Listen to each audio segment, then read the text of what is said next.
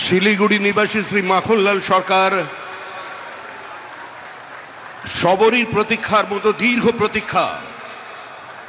Bharat Keshari doctor Shyamaprasad Mukherjee, যিনি ভারতের সংবিধান এবং ভারতবর্ষের অখণ্ডতার জন্য এই বাংলায় জন্মগ্রহণ করে নিজের প্রাণ দিয়েছিলেন, যাকে কাশ্মীরের জেলে রহস্যজনকভাবে কার্যত খুন করা হয়েছিল, এবং তার সেই যাত্রার যিনি সহযোগী ছিলেন, সেই মাখনলাল সরকার ৯৭ বছর বয়স হয়েছে তার, তিনিও আজকের দিনে আমাদের এখানে এসে উপস্থিত হয়েছেন।